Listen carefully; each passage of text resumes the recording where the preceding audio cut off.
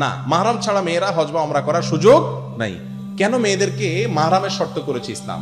লা তুসাফিরুল মারআতু ইল্লা মা আদি মাহরামিন। নবী সাল্লাল্লাহু আলাইহি ওয়াসাল্লাম বলেছেন, কোন মহিলা সফরের দূরত্বে যেতে হলে তার সাথে কি থাকতে হবে? মাহরাম।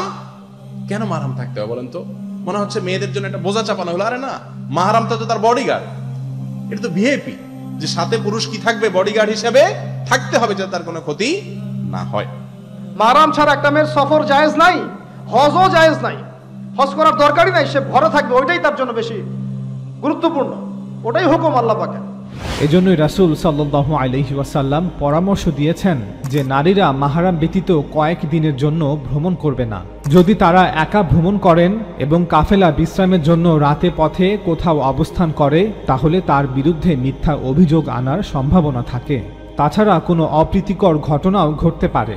তাই এই কারণগুলোর কারণেই প্রবীণরা পরামর্শ দেন, যেমনটি নবী সাল্লাল্লাহু আলাইহি ওয়াসাল্লাম করেছিলেন, যে নারীরা মাহরাম ব্যতীত একাধিক দিনের জন্য ভ্রমণ করবে না। অনেকেই বলে থাকেন যে রাসূল সাল্লাল্লাহু আলাইহি ওয়াসাল্লাম বলেছেন, মাহরাম ব্যতীত নারীদের সফর করাই নাকি নিষিদ্ধ। নারীরা তাদের মাহরাম ব্যতীত ঘর থেকে বের হতেই পারবেন না, এমনকি হজের সফরও নিষিদ্ধ।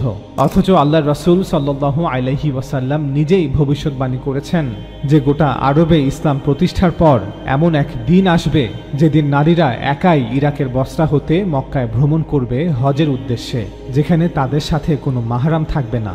সত্য হচ্ছে নবী সাল্লাল্লাহু আলাইহি ওয়াসাল্লাম পরামর্শ দিয়েছিলেন যে যদি মহিলাদের কয়েক দিনের জন্য ভ্রমণ করতে হয়, যার মধ্যে ক্যাম্পে রাত কাটানো অন্তর্ভুক্ত, তাহলে তাদের উচিত পরিবারের অন্য সদস্যদের সাথে ভ্রমণ করে এমন পরিস্থিতি এড়ানো যাতে তারা মিথ্যা অভিযোগের মুখোমুখি না হয়, যাতে কেউ তাদের উপর জিনার অপবাদ দিতে না পারে এবং যাতে তাদের নিরাপত্তা নিশ্চিত হয়।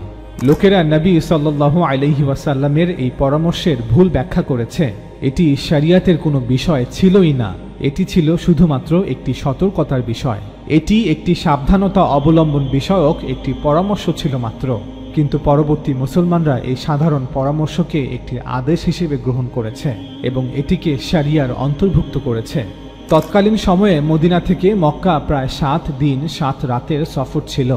সফরকালে একাধিক রাত পথের ধারে কাটাতে হতো, তাই নারীরা অতিরিক্ত সতর্কতা অবলম্বন করবে এটাই স্বাভাবিক ছিল। কিন্তু বর্তমান সময়ে যদি কোনো সফর এমন হয় যে নিরাপত্তার কোনো ঝুঁকি নেই, তবে নারীরা যে কোনো দীর্ঘ সফর একাই সম্পন্ন করতে পারবেন।